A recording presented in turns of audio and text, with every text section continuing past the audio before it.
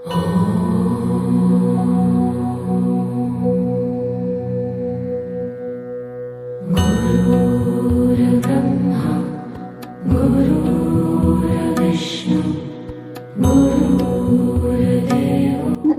నమస్కారం.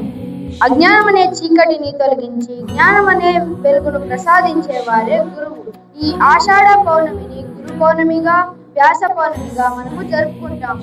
ఈ రోజు గురువుల ప్రాముఖ్యాన్ని తెలుపుతూ మా చిన్న నాటకం. కృష్ణ నాయన, దీనికి సమాధానం చెప్తా విను. మహాభారతాన్ని రచించి వేదాలను విభజించిన వేదవ్యాస మహర్షి పుట్టిన రోజుని మనం గురు పౌర్ణమిగా జరుపుకుంటాం.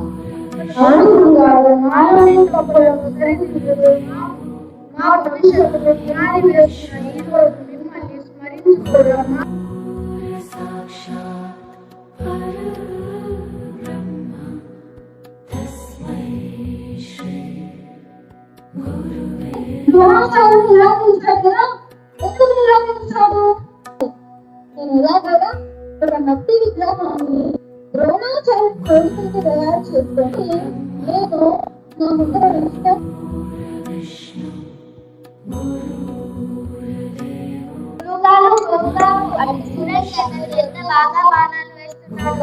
గురువు ఎవరు? మీరే నా గురువు. మీ విగ్రహాన్ని చూసే నేర్చుకున్నాను. చాలా బాగుంది. మరి నువ్వు నాకు గురు దక్షిణ ఇస్తావా? తప్పకుండా గురువుగారు. ఏమి కావాలో అడగండి. నీ కుడి చేతి బొటన వేలు నాకు కావాలి. అంతే కదా. ఏకలవ్య అంత గొప్ప శిష్యుడు ఈ ప్రపంచంలోనే లేడు. నీ గురు భక్తి అమరమైనది.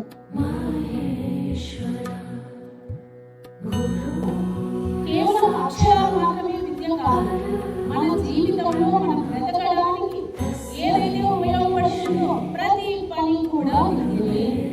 గుడిలో దేవుడు మనం చెప్పిందంతా విన్నాడు, కానీ ఏది కూడా తిరిగి మనకు అక్కడ సమాధానం దొరకదు. బడిలో ప్రతి ఉపాధ్యాయులు మీకు సమాధానం చెప్పే విధంగా ఉంటారు. కాబట్టి మనకు మొదటి గురువు అమ్మ అయితే రెండవ గురువు మనకు